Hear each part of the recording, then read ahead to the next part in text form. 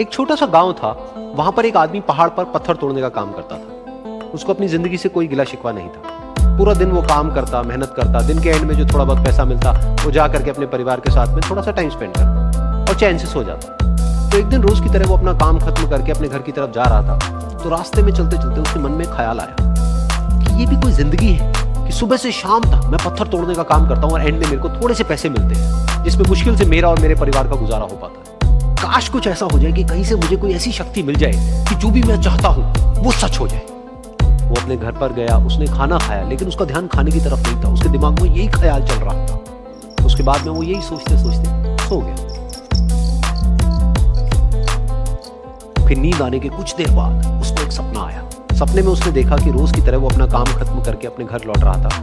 रास्ते में उसने एक बहुत ही बड़ा घर देखा और उसके मन में आया कि काश ये घर मेरा होता और मैं इसका मालिक होता। और उसके ये सोचते ही वो उस घर का मालिक बन गया। उसको यकीन ही नहीं हो रहा था कि जो उसने सोचा वो बन चुका है। लेकिन उसकी खुशी ज्यादा देर नहीं टिक पाई, क्योंकि उसको एकदम से एक शोर सुनाई दी। उसने अपने घर के बाहर देखा कि एक बहुत बड़ी रैली निकल रही है जिसमें बीचों बीच एक पॉलिटिशियन है जो ऐसे ऐसे हाथ हिला रहा है। और वहां पर जितने भी लोग खड़े थे सब उसके नाम के नारे लगा रहे थे। उसके आगे हाथ जोड़ करके खड़े थे, सब उसको देखने के लिए तड़प रहे थे। तब उसको यह एहसास हुआ कि मैं कितना छोटा हूं उसके आगे। और फिर उसके अंदर से एक ख्याल उठा कि काश मैं ये पॉलिटिशियन होता और मेरे पास भी इतनी ही पावर होती जितनी कि इसके पास में है।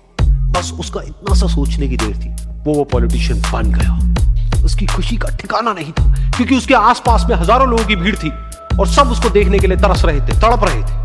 लेकिन उसकी ये खुशी भी ज्यादा देर नहीं टिक पाई। धूप बहुत ही तेज थी और उस पॉलिटिशियन को आदत नहीं थी इतनी गर्मी में रहने की। तो उस धूप की वजह से उसको चक्कर आ गए और वो बेहोश होकर के गिर गया। फिर उसको एहसास हुआ कि ये पॉलिटिशियन सबसे ताकतवर नहीं है, ये जो सूरज है ये सबसे ताकतवर है। और उसके मन में आया कि काश मैं ये सूरज बन जाऊं तो मेरे आगे कोई नहीं टिक पाएगा। और उसका इतना सा सोचने की देर थी और वो सूरज बन गया और वो खुशी से पागल हो गया, क्योंकि पूरी दुनिया को वो ही रोशन कर रहा था और पूरी दुनिया में ऐसा कोई नहीं था जो कि उसकी रोशनी को रोक सके। लेकिन उसकी ये खुशी भी ज्यादा देर तक नहीं थी, क्योंकि कुछ ही देर बाद आसमान में कुछ काले बादल आए जिन्होंने कि उस सूरज की रोशनी को रोक दिया। फिर उसको यह एहसास हुआ कि इस दुनिया में ऐसा भी कोई है जिसमें दम है उसकी रोशनी को रोकने का। और उसके मन में एक ख्याल उठा कि काश मैं वो बादल बन जाऊं। और वो बादल बन गया और आसमान में उड़ने लगा। उसको ऐसा लगा कि मैं आसमान में उड़ रहा हूं और अब मैं जहां चाहे वहां जा सकता हूं। लेकिन कुछ देर बाद वहां पर एक बहुत तेज हवा का झोंका आया जो कि उन बादलों को उड़ा करके ले गया।